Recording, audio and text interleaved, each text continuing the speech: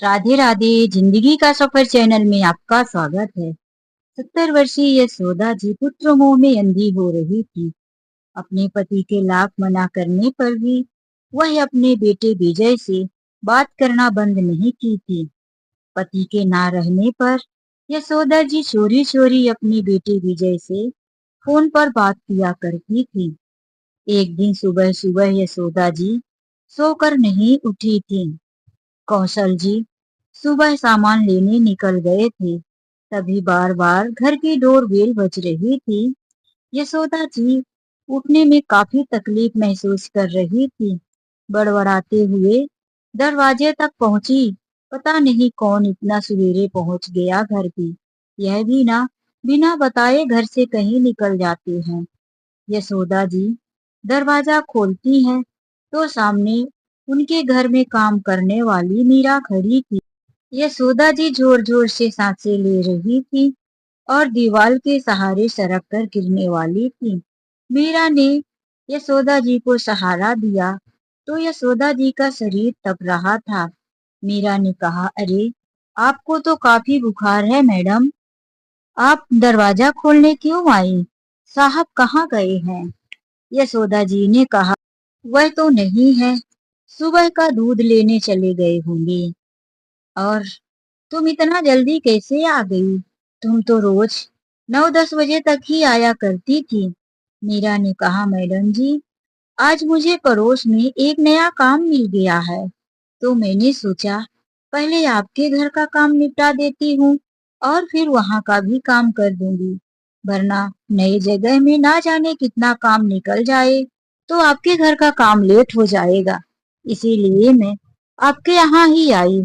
ठीक है ठीक है, जाओ तुम किचन में काम करो। मीरा ने यशोदा जी को सहारा देते हुए उनके कमरे तक छोड़ी और बोली, मैडम आप आराम कीजिए, पहले मैं आपके लिए चाय बना देती हूँ। मीरा जल्दी ही यशोदा जी के लिए चाय लेकर गई। यशोदा जी थोड़ी सी चाय पीकर फिर आराम करने लगी। कुछ ही समय में कौशल जी आ गए। यशोदा जी के पास जाते ही तभी मीरा ने कहा, साहब आपने बड़ी देर कर दी, काफी समय से मैडम की तबीयत खराब है, बुखार से उनका शरीर तप रहा है। बुखार उतरने की दवा हो तो वह खिलाना जरूरी होगा। कौशल जी पत्नी को इस तरह से बीमार सुनकर काफी परेशान हो गए।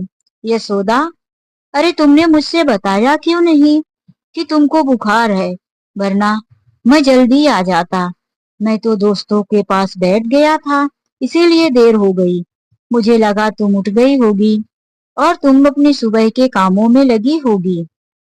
यशोदा जी बात टालते हुए कहती हैं, अरे नहीं ऐसा कुछ नहीं है, बस थोड़ी सी बुखार है, उतर जाएगी, आप चिंता मत करो। कौशल जी मीरा को आवाज देते हैं, मीरा चाय लेकर तो आओ। मीरा आकर कहती है, साहब मैंने मैडम को चाय दे दिया है। कौशल जी कहते हैं, थोड़ा और लेकर आओ और मेरे लिए भी लाना। चाय और बिस्किट खिलाकर यशोदा को गोली दे देता हूँ बुखार उतरने की। अब यशोदा जी गोली खा लेती हैं। करीब आधे घंटे के बाद उनकी बुखार कम होने लगती है। मीरा उनके पास आकर बैठती है और कहती है, मैंने सारा काम निपटा दिया है, अब थोड़ा कपड़े धोने बाकी है, वह मैं कर देती हूँ। मैडम एक बात कहना चाहती थी, आपको बुरा ना लगे तो बोलूं? हाँ हाँ मैडम, आपका बेटा और बहू दोनों बाहर रहते हैं, आखिर इस उम्र में उन्हें आपके साथ रहना चाहिए। यह सुनकर तो यशोदा जी नजरें चुराते हुए कहती हैं, तुम अपना काम करो मीरा, इन सब बातों में क्या रखा है, मुझे भी पता है जो तुम कह रही हो। लेकिन यशोदा जी मन में सोचने लगती है कि आखिर मीरा कह तो ठीक ही रही है, इस उम्र में जब बहू बेटे साथ नहीं देंगे तो कब देंगे। उनका मन अपने बेटे से मिलने और बात करने को होने लगता है। वह अपना फोन उठाकर अपने बेटे को लगा देती है। उधर यशोदा जी का 8 साल का पोता फोन उठा लेता है और वह अपने माता पिता को आवाज देता है, मम्मा पापा कोई तो देखो, दादी का फोन आया है। यह कहकर वह फोन अपने कमरे से बाहर लाकर टेबल पर रख देता है। वहीं पर विजय बैठा हुआ अपना नाश्ता कर रहा होता है। फोन रखा था, उसका ध्यान नहीं गया कि उसके पीछे एक टेबल पर फोन रखकर चला गया बेटा। वह कहता है, यह बुढ़िया ना जाने कब मरेगी, कितना परेशान करती है। मैं तो नंबर ही ब्लॉक कर दूं, लेकिन मुझे प्रॉपर्टी का लालच नहीं होता तो मैं इनसे कभी बात भी नहीं करता। अब विजय की पत्नी भी आकर कहती है, तुम्हारी माँ तो पीछे ही पड़ गई है, जब मर्जी फोन करती रहती है, इस बुढ़िया से पीछा छूट जाए। हाँ, मैं कौन सा बात करना चाहता हूँ, मैं भी तो पीछा ही छुड़ाना चाहता हूँ। बस प्रॉपर्टी मेरे नाम पर हो जाए, कहीं उस अनाथ को ना दे दे, इसीलिए मैं मीठी मीठी बातें कर लिया करता हूँ। वरना मेरा पिता तो पहले ही मेरे खिलाफ है। यह बूढ़ी माँ है जो मेरे मीठी मीठी बातों में मेरे चक्कर में पड़ी है, नहीं तो मेरी सारी दौलत उस अनाथ के नाम चली जाएगी। एक बार प्रॉपर्टी मेरे नाम पर हो जाए, इसके बाद मैं कैसे सबक सिखाता हूँ। यह कहता हुआ वह पीछे की तरफ टेबल में रखा हुआ तौलिया लेने मुड़ता है। तभी उसका नजर फोन पर पड़ता है, जो कि अभी फोन चालू था। उसे एक पल के लिए लगा कि फोन तो चालू है, माँ ने सब कुछ सुन लिया। लेकिन फिर वह फोन उठाकर, माँ कैसी हो, और बताओ। अरे माँ क्या, तुम भी ना ऐसे टाइम पर फोन करती हो कि जब मैं कुछ ना कुछ काम करता रहता हूँ। अभी मैं नहा रहा था और तुम्हारा फोन चालू इधर पड़ा है। माँ तुमको पता है ना कि मैं ऑफिस चले जाता हूँ और मुझे टाइम नहीं मिलता, तो तुम रात को ही बात कर लिया करो। यशोदा जी अपने बेटे की सारी बात सुन चुकी थी। उनका कलेजा धक सा रह गया था। उनकी जुबान से शब्द नहीं निकल रहा था, सिर्फ एक ही बात बोली, हाँ ठीक है। इतना कहकर उन्होंने फोन कट कर दिया। इधर विजय था कि अपनी गलती सुधारने की बजाय माँ को ही डांटने लगा था। विजय बेफिक्र होकर ऑफिस चला गया। यशोदा जी अपनी आंखों में आंसू भर वहीं पर लेट गई। लेकिन उन्हें फिर अपने पति की याद आई कि कहीं वह कमरे में आ गए तो मुझे रोता हुआ देख पूछेंगे कि क्यों रो रही हो, मैं क्या जवाब दूंगी।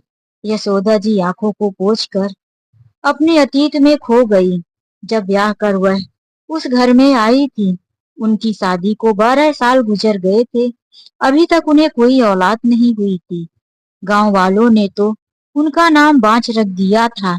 यशोदा जी किसी शुभ कार्यक्रम में बढ़ चढ़कर भाग लेना बंद कर दी थी। यहाँ तक कि किसी की बेटी की बारात आई होती तो यशोदा जी नहीं जाती। कहते थे गांव वाले कि इस बांझ की परछाई पड़ेगी तो बड़ा अपशगुन हो जाएगा। एक औलाद के बिना यशोदा जी तड़पती रह गई। वहीं सास ससुर भी उनको बहुत ताने दिया करते थे।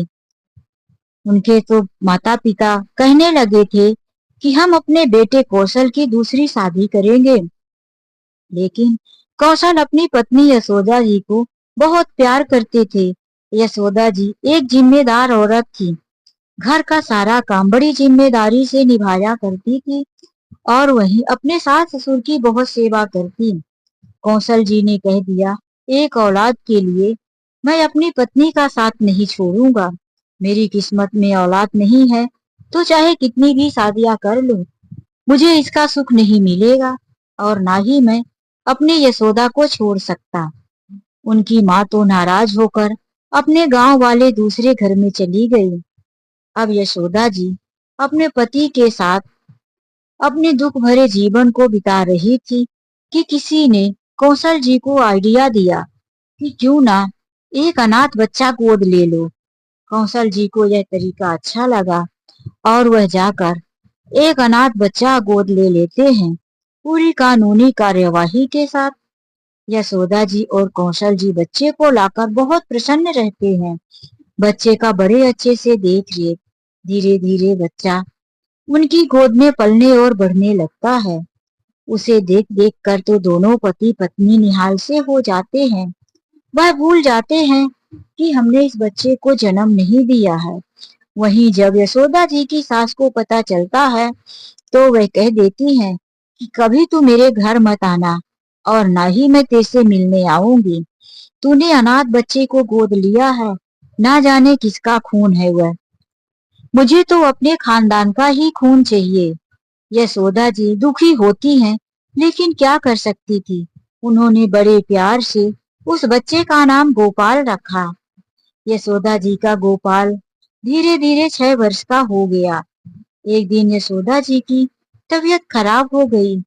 गोपाल अपने पिता को आवाज देता है, पापा, मम्मा की तबीयत खराब है, मम्मा को चक्कर आ गया है। कौशल जी यशोदा को हॉस्पिटल लेकर जाते हैं तो डॉक्टर कहते हैं घबराने की कोई बात नहीं है। यशोदा जी माँ बनने वाली है। आज शादी के इतने सालों के बाद माँ बनने की खुशी सुनकर यशोदा जी पागल होने लगती हैं। वह घर आकर अपनी सास को यह खुशखबरी दे देती है। जैसे यशोदा जी को सास को पता चलता है, वह अपने हाथ से लड्डू बनाकर अपनी बहू के पास आ जाती है और उनका खूब ध्यान रखती है।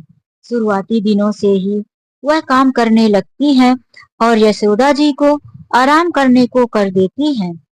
वहीं पर गोपाल जो छोटा बच्चा अभी माँ के पास जाता तो यशोदा जी की सास उसे उनके कमरे से भगा देती।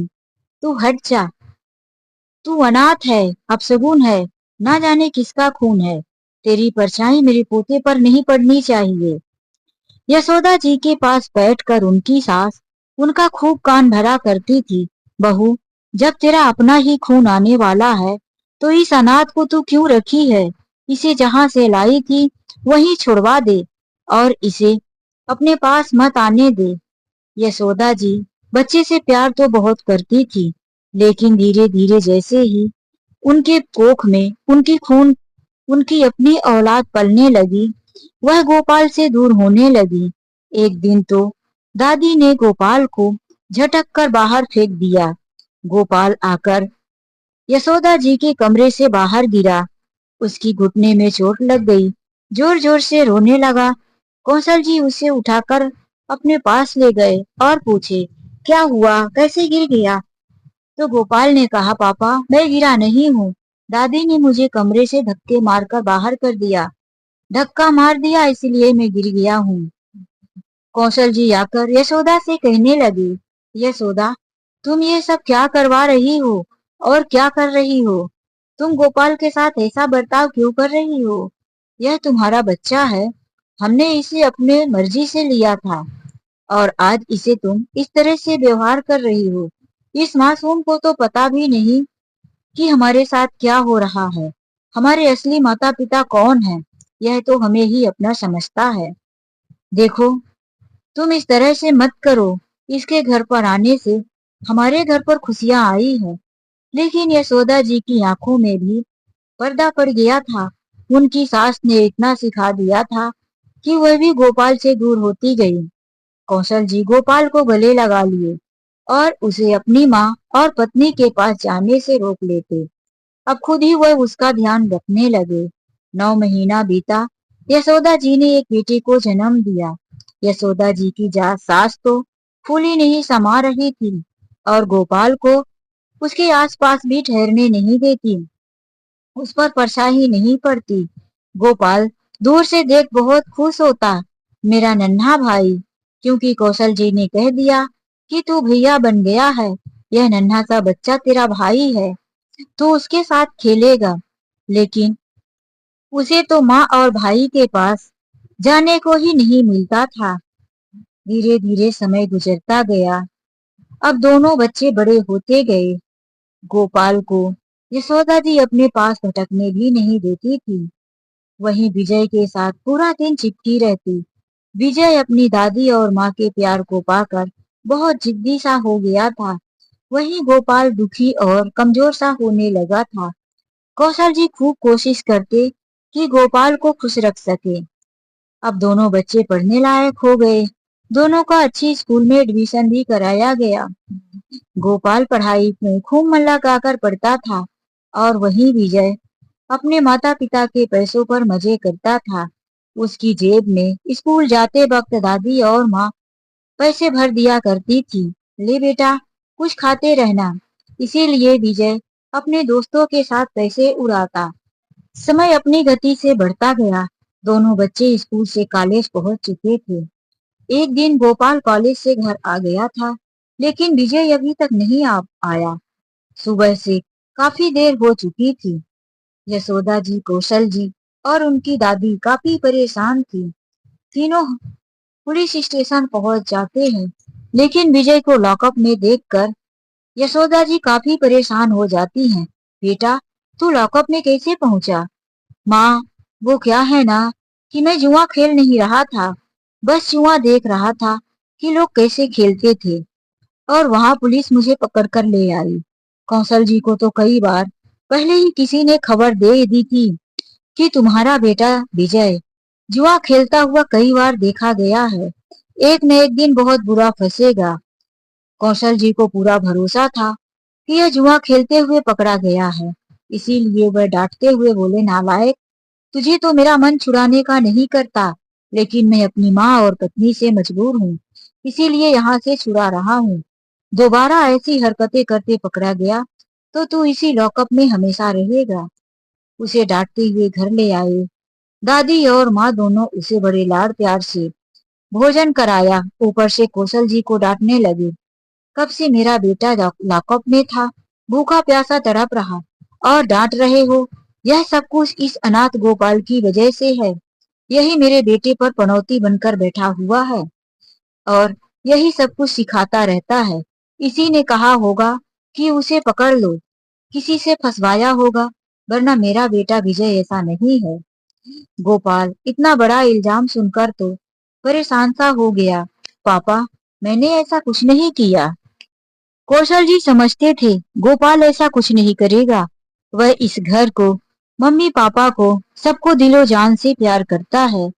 कौशल जी ने कहा, बेटा, मुझे पूरा भरोसा है तुम पर, लेकिन अब यशोदा जी और उनकी सास उस बच्चे पर रोज अत्याचार करने लगी थी। भले ही वह बड़ा हो गया था, अब बच्चा नहीं रहा। अब उसे सब समझ में आने लगा था कि मैं इनका सगा बेटा नहीं, अनाथ आश्रम से गोद लिया था, क्योंकि दादी रोज यही बात चिल्ला चिल्ला कर उसे कहा करती थी। फिर भी वह यही मानता था कि मैं कितना भाग्यशाली हूँ जो मुझे मम्मी पापा ने गोद लिया और बचपन से आज तक मुझे माता पिता का प्यार मिला। एक दिन रात को विजय शराब पीकर आया। विजय को डांटते हुए कौशल जी ने कहा, अब तू इस घर में रहने के लायक नहीं, तेरी हरकतें बर्दाश्त नहीं होती। यह सुनकर यशोदा जी कौशल जी को डांटने लगी। हाँ हाँ, आप यही तो चाहते हैं कि मेरा बेटा इस घर से निकल जाए, ताकि आप पूरी अपनी प्रॉपर्टी उस अनाथ के नाम कर दो। यह सुन गोपाल को बड़ा दुख हुआ, लेकिन वह पास में आकर कहने लगा, माँ, मुझे आपकी कोई प्रॉपर्टी नहीं चाहिए, मुझे तो सिर्फ आपका प्यार चाहिए। यशोदा जी गुस्से में थी। उन्होंने कहा, यदि कुछ नहीं चाहिए तो इस घर से चला क्यों नहीं जाता? क्यों मेरे बेटे के जीवन में पनौती बनकर बैठा है? दूसरे दिन सुबह होते ही गोपाल अपना सामान उठाया और घर से जाने लगा। माँ जी, मुझे आशीर्वाद दे दो, दादी मुझे आशीर्वाद दे दो, मैं इस घर से जा रहा हूँ। दादी ने मुंह फेर लिया। यशोदा जी ने छुट्टी साध लिया। अब वह कौशल जी के पास पहुंचा। कौशल जी उठकर उसे गले से लगा लिए। बहुत देर तक गले से लगाए हुए रोते रहे। फिर बोले, जा बेटा, इस मुसीबत से आजाद हो जा, अपनी जिंदगी खुद की जी। तुझे इस मुसीबत में लाने वाला मैं ही पापी हूँ। नहीं पापा, आप ऐसा मत बोलो, आप लोगों की कोई गलती नहीं है। आंसू पोंछता हुआ गोपाल घर से बाहर निकल गया। वह अपने लिए नौकरी ढूंढकर एक शहर में रहने लगा, और वहीं पर उसी की कंपनी में एक लड़की नौकरी करती थी, जो गोपाल की सादगी और अच्छे काम को देखकर उसे इम्प्रेस हो जाती है। धीरे धीरे दोनों के बीच बातें होती है, दोस्ती होती है, फिर दोस्ती प्यार में बदल जाती है, और फिर दोनों एक दिन शादी कर लेते हैं। शादी की बात घर में भी भेजते हैं, लेकिन यशोदा जी और उनकी सास जाने से मना कर देती है। कौशल जी गोपाल की शादी में जाते हैं, जो होता है वह देते हैं। कौशल जी कभी कभी बेटे से मिलने जाया करते थे, लेकिन यशोदा को यह पसंद नहीं था। अब इधर विजय की भी शादी का समय आ चुका था। विजय ने एक दिन बताया कि मैं अपने कॉलेज के समय से ही एक लड़की से प्यार करता हूँ और उसी से शादी करना चाहता हूँ। उसकी खुशी के लिए यशोदा जी उसी के साथ शादी कर देती हैं। जब वह घर में आती है तो वह बहुत ही नखरे वाली बहू रहती है। सास की तो एक भी नहीं सुनती। वहीं दादी सास को तो पागल कहकर बुलाती है। यह बुढ़िया पागल। यार विजय, मैं इस घर में कैसे रहूंगी? इस घर में दो दो बुढ़ी हैं। मुझसे तो एक साथ छेली नहीं जाती। विजय हर वक्त अपनी पत्नी का साथ देता और छोटी छोटी बातों पर अपनी माँ से झगड़ा कर लेता और दादी को भी कहता, दादी अगर तुमसे रहा नहीं जाता तो तुम गांव में क्यों नहीं चली जाती? माँ को भी अपने साथ लेकर जाओ, मुझे अपनी जिंदगी जीने दो। बिल्कुल अय्याश टाइप पर था विजय। अब हर बात बात पर यशोदा जी का अपमान करता। यशोदा जी सोचती कि अभी मेरा बेटा नादान है, एक न एक दिन बात को समझ जाएगा। एक दिन तो दोनों पति पत्नी सुबह देर तक सोते रह गए और फिर नहा धोकर खाने के टेबल पर बैठ गए। खाना अभी तैयार नहीं था। वह बार बार चिल्ला रहा था, माँ तुम क्या करती रहती हो? तुमने अभी खाना बनाया क्यों नहीं? जल्दी से लाओ, मुझे बहुत भूख लगी है। यह देखकर कौशल जी को बड़ा गुस्सा आया। वह पास में आकर कहते हैं, नालायक, तुझे भूख लगी है तो तू अपनी पत्नी को बोल किचन में खाना बनाए। उसे तो कमरे से निकलने नहीं देता। यह तेरी बूढ़ी माँ और दादी दोनों घर के कामों में लगी रहती है। इन दोनों को नौकरानी समझकर रखा है क्या? आज तुझे नहीं मिलेगा खाना। विजय उठा, खाने की डाइनिंग टेबल कर सीधे पलट दिया और सारे बर्तन उसमें रखे हुए छनछनाकर गिर गए। कांच का सेट का बर्तन भी सारा टूटकर बिखर गया। यह देखकर कौशल जी को जोर से गुस्सा आया। वह विजय के गाल पर एक थप्पड़ मार दिए। अब दोनों पिता पुत्र में काफी बहस छिड़ गई। इधर यशोदा जी मना करती रही, लेकिन दोनों शांत होने का नाम नहीं ले रहे थे। कौशल जी ने कहा, तेरे लिए इस घर में कोई जगह नहीं है नालायक, निकल जा तू यहाँ से।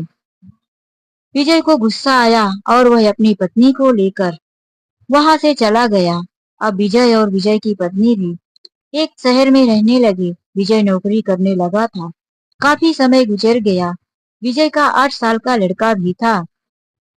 विजय कभी कभी माँ से बातें किया करता था, लेकिन वह सिर्फ प्रॉपर्टी के बारे में पूछता। माँ, इतना बड़ा मकान है और यह घर है। अब तो दादी भी मर चुकी है। तुम दोनों कब तक उस घर में अकेले रहोगे? तुम लोग ऐसा करो, गांव के घर में चले जाओ। उस घर को बेच दो, मुझे पैसों की जरूरत है और मैं शहर में दूसरा अच्छा सा मकान लूंगा। बस यही बातें माँ से किया करता था। लेकिन जब उस दिन यशोदा जी की तबीयत खराब हुई और वह अपने बेटे की मुंह से ही असलियत सुनी, तो वह अब समझ चुकी थी कि मेरा बेटा मुझसे और अपने पिता से प्यार नहीं करता।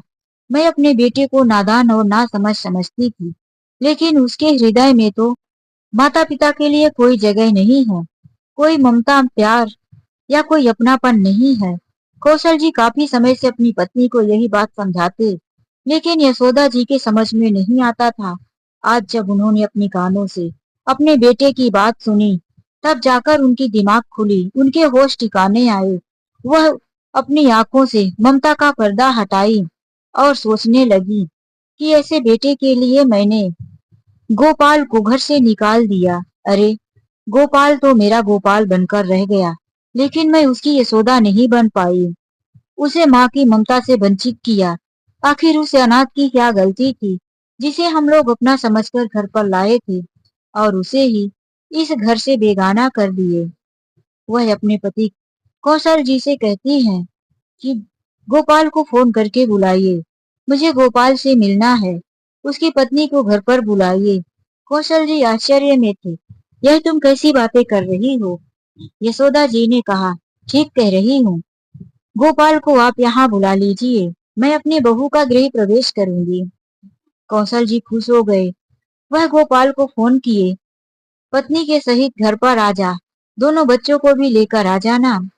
गोपाल, उसकी पत्नी और दो छोटे छोटे बच्चे घर पर जैसे ही प्रवेश करने लगे, यशोदा जी ने रोक दिया और फिर मुस्कुराते हुए बहू की आरती उतारी, गृह प्रवेश करवाया। फिर कुछ ही समय के बाद घर की डोरबेल बजी। कौशल जी ने सोचा अब कौन आ गया है। वह खुद ही उठकर दरवाजा खोलने गए तो देखा सामने वकील खड़ा था।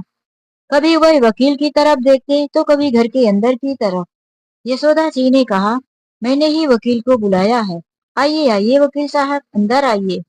वकील साहब आकर सोफे पर बैठते हुए बोले, हाँ तो बताइए यशोदा जी, क्या करना है। यशोदा जी कहती हैं, मुझे सारी प्रॉपर्टी का वसीयतनामा करवाना है। मेरे पति कौशल जी के नाम जो प्रॉपर्टी है, उन्होंने अपने दोनों बेटों का नामकरण करवाया है। 1/2 जमीन है, लेकिन उस जमीन को अब सिर्फ मेरे बेटे गोपाल के नाम करना है। विजय का नाम काटकर हटा दीजिए। यह सुनकर तो कौशल जी की आंखें फटी रह जाती है। यह तुम क्या कह रही हो यशोदा?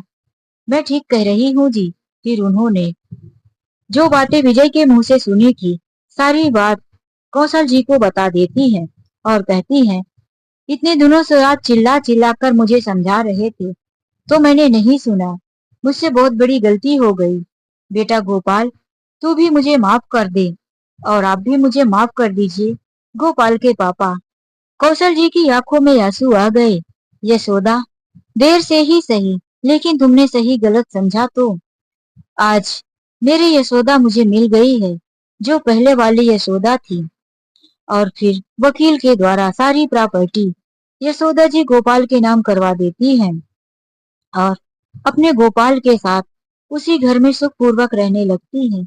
गोपाल खूब मन से माता पिता की सेवा करता है। गोपाल की पत्नी और दोनों बच्चे भी यशोदा जी और कौशल जी का खूब ध्यान रखते हैं। आज यशोदा जी अपने बड़े बेटे के साथ बहुत खुश थी। तो दोस्तों, यह कहानी यहीं से खत्म होती है। कहानी को अंत तक सुनने के लिए आप लोगों का दिल से धन्यवाद।